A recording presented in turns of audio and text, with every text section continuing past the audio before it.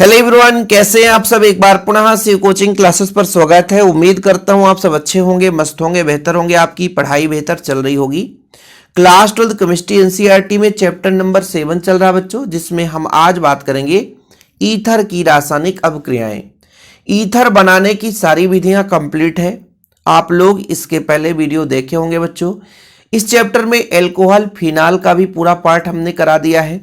बाकी और जितने इंपॉर्टेंट क्वेश्चन होंगे वो आपके लिए लाता रहूंगा। तो चलिए शुरू करें बच्चों।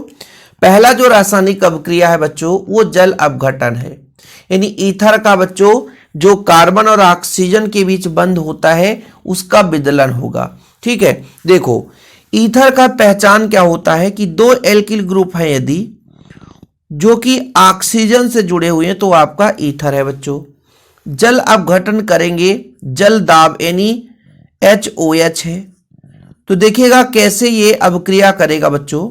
जैसे RO है, ठीक है सर, RO है, इसके साथ ये H आकर के जुड़ जाए तो ROH बना लेगा। फिर बच्चों ये आपका H तो O के साथ जुड़ गया, फिर R और OH बचा तो यहां पर 2 का मल्टीप्लाई कर दिया। तो जब जल दाब की उपस्थिति में ईथर को तनु H2SO4 के साथ गर्म किया जाता है। तनु H2SO4 के साथ यानी सल्फ्यूरिक अम्ल के साथ गर्म किया जाता है बच्चों। तो एल्कोहल से हमारा ईथर से एल्कोहल प्राप्त होता है। यानी ईथर जो होता है बच्चों वो एल्कोहल में अपघटित हो जाता है, एल्कोहल में बदल जाता है। अब जैसे मान लीजिए आपका बच्चों यहां पे ये जल दाब है, R की जगह ले लेते हैं C2H5। ये क्या है बच्चों, दो जगह C2H5 जोड़ दिया तो इसका नाम है डाई एथिल ईथर। क्या बच्चों, डाई एथिल ईथर। और HOH क्योंकि जलीय दाब है तो H बच्चों O से क्रिया कर लेगा तो C2H5OH बनाएगा, बोलो हाँ। और यहां पे OH और बचेगा जो इसके साथ जुड़ जाएगा तो 2C2H5OH बना लेता है। लेकिन ये किसके साथ हमने गर्म किया था बच्चों, H2SO4 के साथ गर्म किया था, तभी ये मिला था।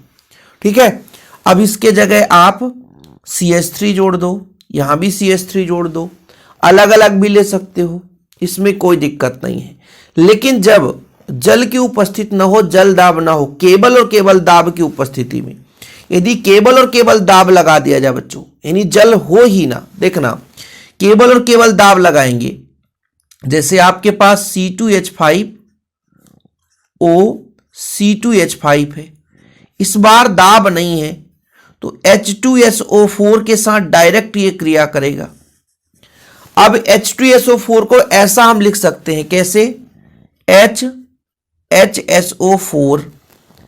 ठीक है, HSO4 बच्चों। ठीक है, अब ये जो H है इसके साथ क्रिया कर लेगा तो क्या बनाएगा, C2H5OH। ये तो ठीक है सर, लेकिन और क्या होगा, तो ये जो C2H5 है वो इसके साथ कंबाइन कर लेगा HSO4 के साथ, इसके साथ ये जुड़ जाएगा ethyl hydrogen sulphate. Ethyl hydrogen sulphate क्या बना बच्चों, एथिल हाइड्रोजन सल्फेट बनाता है। ठीक है, तो जब दाब होता है केवल और केवल दाब की, जल दाब की उपस्थिति में तो आपका एल्कोहल बनता है जल के अणुओं के साथ क्रिया करके। लेकिन जब केवल और केवल दाब है तो डायरेक्ट H2SO4 से क्रिया करके एथिल हाइड्रोजन सल्फेट बनाता है। क्या बनाता है बच्चों, एथिल हाइड्रोजन सल्फेट बनाता है। ठीक है, ध्यान रहेगा, कोई दिक्कत तो नहीं है। ईथर का जल अपघटन बन जाएगा बच्चों, 2-3 मिनट लगा, लेकिन उम्मीद करता हूं ये आपको क्लियर हो गया होगा। अगला हमारा अभिक्रिया बच्चों PCl5 से। देखो बच्चों PCl5 की क्रिया हमने एल्किल हैलाइड में भी कराया था, एल्कोहल में भी कराया था। ठीक है, और यहां भी हम PCl5 से क्रिया कराएंगे। तो जब भी बच्चों PCl5 से क्रिया होता है तो फास्फोरस ऑक्सीक्लोराइड आपका बनेगा ही बनेगा, POCl3 बनेगा ही बनेगा, ये नोट डाउन कर लेना। ठीक है, ठंडे में PCl5 से कोई क्रिया नहीं होती है, यानी यदि ठंड मौसम है यानी टेम्परेचर बिल्कुल नॉर्मल है तो किसी प्रकार से ईथर क्रिया ही नहीं करेगा। किंतु यदि गर्म कर दें बच्चों तो ROR बंध टूटकर एल्किल हैलाइड बनाता है, सिंपल एल्किल हैलाइड बनाएगा। यानी ईथर से हम एल्किल हैलाइड बना सकते हैं। तो भाई PCl5 से क्रिया करा देंगे ईथर की तो एल्किल हैलाइड बन जाता है। क्या बन जाता है बच्चों? Alkyl halide. अब देखो बहुत ही सिंपल है बच्चों, जैसे मैंने कहा C2H5 डाई एथिल ईथर है, ये किसकी क्रिया करा रहा हूं? PCl5 की। तो एल्किल हैलाइड बनाता है कैसे? देखना बच्चों बहुत सिंपल है ना। एल्किल हैलाइड के लिए क्या चाहिए? क्लोरीन, और इसको मैं PCl3 कर दूं क्लोरीन, तो एक क्लोरीन इसके साथ जुड़ जाएगा और एक क्लोरीन इसके साथ जुड़ जाएगा बच्चों, तो आपका C2H5Cl बनाएगा। बोलो हाँ, दो हैं तो दो हो जाएगा बच्चों। बाकी यहां पे बचा ना PCl3 दिख ही रहा है, और ऑक्सीजन कहां जाएगा? तो POCl3 बना लिया। फास्फोरस ऑक्सी क्लोराइड बना दिया। क्या बना बच्चों? फास्फोरस ऑक्सी क्लोराइड बना दिया। लेकिन ये साधारण टेम्परेचर पे ठंडे अवस्था में यदि बात करोगे बच्चों तो ऐसा संभव नहीं है। इसको जब हम गर्म करते हैं तभी ये रासायनिक अभिक्रिया संपन्न हो सकती है, अन्यथा बिना गर्म किए रासायनिक अभिक्रिया संपन्न नहीं होगी। किससे क्रिया करेंगे बच्चों? PCl5 से। तो हमेशा जब भी PCl5 से क्रिया कराई जाएगी तो POCl3 बनेगा ही बनेगा। नोट कर लेना बच्चों, POCl3 क्या बनेगा बच्चों? POCl3 ये बनेगा ही बनेगा। ये हमेशा के लिए आप लोग नोट कर लेना कि POCl3 हमेशा बनेगा ही बनेगा। ठीक है, देख लो यहां पर आप देख सकते हो सेम रिएक्शन है, परेशान मत होना। अब आपको लगेगा सर आप डाई एथिल ईथर ही ले रहे हो, इसके अलावा नहीं ले सकते हो? बिल्कुल ले सकते हैं। इसके अलावा बच्चों आप क्या ले सकते हो? C2H5 की जगह CH3 ग्रुप जोड़ दो, मेथिल। ठीक है, इसकी क्रिया किससे कराएंगे? तो PCl5 से, यानी PCl3 ये Cl ये Cl, तो भाई ACl इसके साथ जुड़ जाएगा, ये Cl इसके साथ जुड़ जाएगा, तो आपका एक CH3Cl बना लेगा और प्लस में ये C2H5Cl बना लेगा। बाकी प्लस में बच्चों क्या बचेगा? POCl3। तो अब आपको कोई डाउट नहीं होना चाहिए, कोई दिक्कत नहीं होना चाहिए। PCl5 से क्रिया आसानी से करा सकते हो कि ठंडे में PCl5 से कोई क्रिया नहीं होती, किंतु गर्म अवस्था में ROR- बंध टूटकर एल्किल हैलाइड बनाते हैं। ठीक है, किसी को कोई दिक्कत नहीं। चलिए तीसरा अभिक्रिया है बच्चों ज्वलन, यानी गर्म करेंगे जलाएंगे तो क्या बनेगा? तो जब ईथर को जलाते हैं बच्चों तो कार्बन डाइऑक्साइड और पानी बनता है। अब इसकी अभिक्रिया कोई भी बच्चा करा सकता है, जला दो, गर्म कर दो, कार्बन डाइऑक्साइड और पानी बनाना है, बैलेंसी तो हम अपनी इच्छा अनुसार कर देंगे। हम ईथर ले रहे हैं C2H5O C2H5, इसका नाम क्या है? Die ethyl ether. भाई जलाएंगे तो बिना ऑक्सीजन तो कोई पदार्थ जलता नहीं है बच्चों, इसी को बोला जाता है ज्वलन। क्या बोला जाता है? ज्वलन। सबसे पहले कार्बन देख लो, तो ये 2 और 2 4, तो 4 कार्बन डाइऑक्साइड बनाएगा। काहे? क्योंकि 4 कार्बन है भाई, 4 कार्बन डाइऑक्साइड बनेगा ही बनेगा। बाकी बच्चों जल का अणु कितना बनेगा? तो H2O। कितने यहां पे देखो 5 और 5 10 हाइड्रोजन है, तो 5 का गुणा करेंगे तभी तो ये 5 दूना 10 हाइड्रोजन हो जाएगा। ठीक है, इसके बाद बच्चों ऑक्सीजन की बैलेंसी देखनी है। ऑक्सीजन 4 दूना 8 और 5 13 हो गया, तो 6 का गुणा कर दे तो 6 दूनी 12 1 13 हो गया। ये है बच्चों ज्वलन अभिक्रिया, कि जब हम ईथर को गर्म करते हैं या जलाते हैं बच्चों तो कार्बन डाइऑक्साइड और पानी प्राप्त होता है। क्या मिलता है? कार्बन डाइऑक्साइड और पानी बनता है। ठीक है, ईथर जो होता है अत्यंत ज्वलनशील है बच्चों। जब इसे जलाते हैं तो ये जल करके कार्बन डाइऑक्साइड और पानी में परिवर्तित हो जाता है। चीजें क्लियर हो गई होगी, और ये सारा चीज नोट्स में रहता है यार, आपको भटकने की जरूरत नहीं है। जो बच्चा नोट्स लेता है, प्रॉपर तैयारी करता है, उसको पता है कि शिव कोचिंग क्लासेस में कैसे नोट्स दिए जाते हैं। ये जो चीज आप देख रहे हो ना, पूरा का पूरा नोट्स में अवेलेबल रहता है। ये देखो मैंने पूरा करा दिया, आप लोग इसका एक अभिक्रिया समझा दिया, दूसरा भी है तीसरा भी है, बस जलाना है, क्या बनेगा? सिंपल है। चलिए अगला जो हमारा बच्चों निर्जलीकरण। निर्जलीकरण मतलब जल का अणु टूटकर वहां से निकलना। निर्जलीकरण में होता क्या है, जल का अणु वहां से टूटकर निकल जाए, जल का अणु टूट करके निकल जाए। तो बच्चों जब हम एल्यूमिना के उपस्थिति में डाई एथिल ईथर को गर्म करें C2H5, ठीक है, OC2H5, निर्जलीकरण की बात की जा रही है। तो इसको आपको याद रखना पड़ेगा कि जब हम ईथर का निर्जलीकरण करते हैं तो अंदर से निर्जलीकरण मतलब जल का अणु टूटकर निकलेगा। सबसे पहली बात तो बच्चों जल का अणु टूटकर निकलेगा मतलब हाइड्रोजन यहां से, हाइड्रोजन यहां से निकलेगा। तो जल का अणु टूटकर निकलेगा, यह अभिक्रिया होता है एल्यूमिना के उपस्थिति में, Al2O3 के उपस्थिति में। एल्यूमिना के उपस्थिति में यह अभिक्रिया संपन्न होगी, जल का अणु टूटकर बाहर निकलेगा, ठीक है। तो यहां से भी ऑक्सीजन निकल चुका है। अब बचा हमारे पास कार्बन और हाइड्रोजन। तो जब ये एल्कीन बनाएगा बच्चों, तो एल्कीन में क्या होता है, डबल बॉन्ड होता है, ये कार्बन हो गया, ये कार्बन हो गया, ठीक है, एल्कीन बनाएगा। अब यहां पर 2 हाइड्रोजन और 2 हाइड्रोजन, तो टोटल कितना हो गया, 4 हाइड्रोजन, और कितने हैं 10 में से 2 हट गए तो 8 बचे, तो 2 का मल्टीप्लाई कर देंगे। तो ये बनाएगा बच्चों कि जब भी हम एल्यूमिना पर ईथर की वाष्प को प्रवाहित करते हैं तो निर्जलीकरण होता है और एल्कीन बनता है। इसका नाम क्या हो जाएगा बच्चों, एथीन, ठीक है, इथीन लिखा जाता है। और इसका नाम है डाई एथिल ईथर। अब वही नाम बार बार लिखना नहीं चाहिए, क्योंकि ये तो आप लोगों के मन में बस गया होगा, याद हो गया होगा, रट गया होगा कि निर्जलीकरण में होता क्या। बहुत सिंपल सा रिएक्शन है बच्चों। ऐसे ही एसिटिल क्लोराइड के साथ क्रिया करा देते हैं, एसिटिल क्लोराइड के साथ क्रिया, ठीक है बच्चों, एसिटिल क्लोराइड, एसिटिल क्लोराइड से क्रिया करा दो, एसिटिल क्लोराइड से क्रिया करा दो। किससे करा दो बच्चों, एसिटिल क्लोराइड से क्रिया कराओ। हम ईथर ले रहे हैं C2H5O, ये डाई एथिल ईथर है। किससे क्रिया करा है बच्चों, एसिटिल क्लोराइड। एसिटिल क्लोराइड का सूत्र क्या होता है, CH3COCl। अब ये क्या बना सकता है, सोचो क्या बना सकता है। तो सबसे पहली बात तो ये है बच्चों, मान लीजिए यहां से बंध विदलन हुआ, कार्बन और ऑक्सीजन के बीच बंध टूटेगा, तो यदि ये बचा तो यहां से ये बंध टूटेगा, तो ये आपका Cl जुड़ जाएगा, तो C2H5Cl बना लिया। और क्या हुआ, और क्या बचा सर, और क्या बचा, और ये बचा कि CH3 है ही है, CO है ही है, और ये OC2H5 है ही है, तो ये आकर के जुड़ गया। तो इसका नाम हो गया एथिल एसीटेट, एथिल एसीटेट, और ये आपका एथिल क्लोराइड बना लिया बच्चों।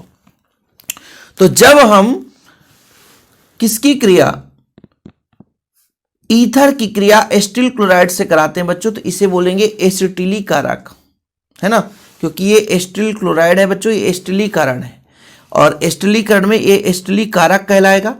और इससे बच्चों एस्टर बनता है, क्या बनता है, एस्टर बनता है, ठीक है, ये एस्टर है, एथिल एसीटेट। एस्टर का फॉर्मेट है COOR, तो ये एस्टर कहलाता है। तो ये हो गया आपका एथिल एसीटेट, क्या बच्चों, एथिल एसीटेट। तो जिसको लिखना है तो लिख सकते हैं कि ईथर एसिटिल क्लोराइड से क्रिया करके एस्टर बनाता है। ये मैंने कहा बच्चों, Cl जो है वो एक एल्किल ग्रुप के साथ वो एल्किल क्लोराइड बना लेगा, जिससे आपका यहाँ पे एथिल है तो एथिल क्लोराइड, और ये बच्चों आपका एथिल एसीटेट बनाता है, ठीक है। कोई दिक्कत तो नहीं है, चीजें क्लियर। चलो एक एक अभिक्रिया आप समझते चलो, ज्यादा कुछ है नहीं यार, मुश्किल से 5-6 अभिक्रिया पढ़ना पड़ता है, 5-6 अभिक्रिया, ज्यादा है ही नहीं है। अब चयन पढ़ेंगे, इसके बाद हमारा HI के साथ क्रिया पढ़ेंगे बच। अब चयन में क्या होता है बच्चों, हाइड्रोजन जुड़ता है। अब चयन में क्या होगा, हाइड्रोजन जुड़ जाएगा, मनचाहा हाइड्रोजन जोड़ दो, वो अपचयन की क्रिया कहलाती है। जब भी आप लोग पढ़ोगे क्या अपचयन, तो मनचाहा हाइड्रोजन जोड़ दो, तो अपचायक की उपस्थिति में ईथर अपचयित होकर एल्केन बनाता है। एल्केन सिंपल है, एल्केन और कुछ भी नहीं, बहुत सिंपल एल्केन।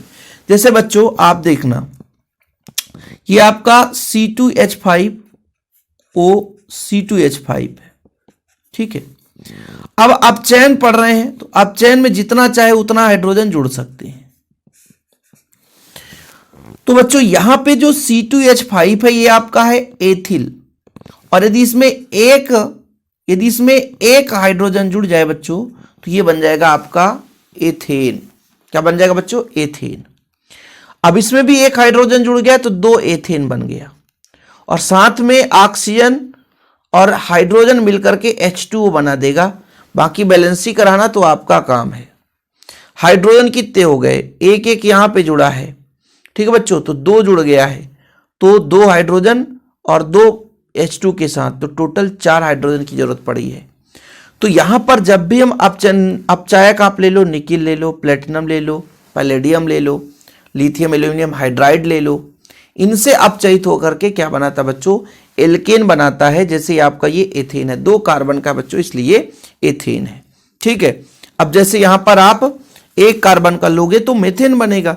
एक कार्बन का जैसे आपका CH3 है, वो CH3 है, इसको भी मेथिल, इसको भी मेथिल, तो डाई मेथिल ईथर है बच्चों।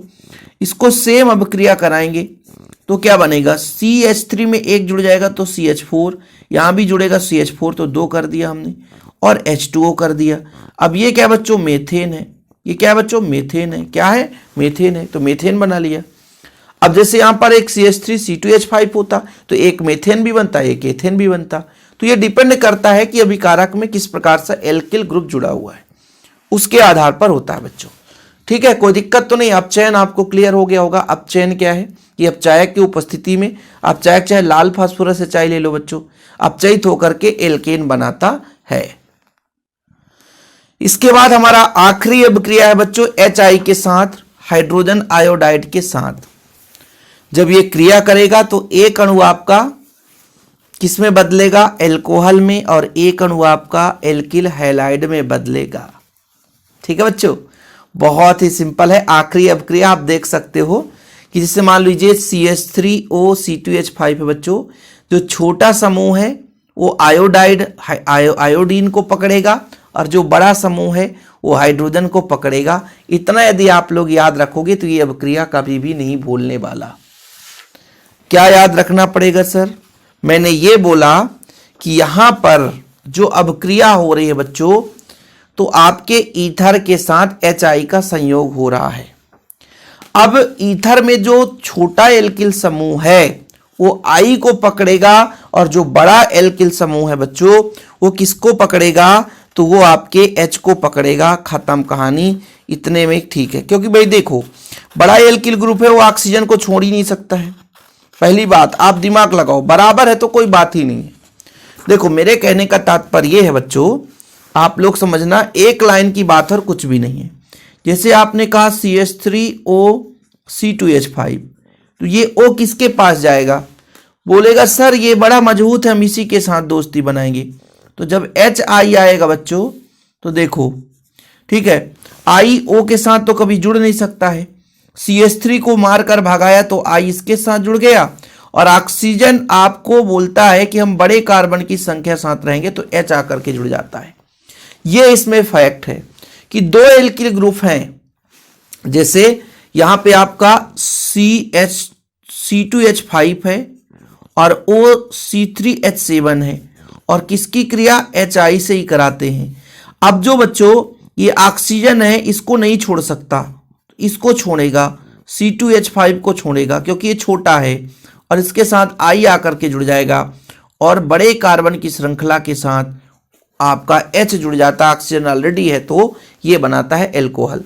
यानी एक अणु एल्कोहल का बनता है और छोटे एल्किल समूह का आयोडाइड बनता है। यही HI के साथ क्रिया होने पर मेन याद करने का फंडा है कि सांद्र HI के साथ ईथर को गर्म करने पर एक अणु एल्किल आयोडाइड तथा एक अणु एल्कोहल का बनता है बच्चों। छोटा एल्किल समूह हमेशा आयोडाइड बनाता है। क्या बनाता है बच्चों? आयोडाइड बनाता है। अब देखो बच्चों, जो अब आजकल MP बोर्ड में या अदर स्टेट में क्वेश्चन पूछे जाते हैं तो बिल्कुल डीप से डीप पूछे जाते हैं, और भी डीप में पूछा जाता है। तो आप लोगों को और भी पढ़ना है, रिवीजन भी करना है। धीरे धीरे करके इनको और मैं बृहत रिवीजन कर लाऊंगा बच्चों आप लोगों के लिए, ताकि बेहतर तैयारी हो सके, प्रॉपर तैयारी हो सके। बाकी यार चैनल पे पहली बार आए हैं तो चैनल को सब्सक्राइब कर लें, बेल आइकन प्रेस कर लें, और नोट्स जरूर ले लें। नोट्स के लिए मात्र 100 रुपये चार्ज है। कॉन्टैक्ट नंबर है 9685299149। 9685299149। मेरा पर्सनल नंबर है। जिन बच्चों को नोट्स लेना है तो कांटेक्ट जरूर करें। फिलहाल अभी के लिए इतना ही। जय हिंद, वंदे मातरम।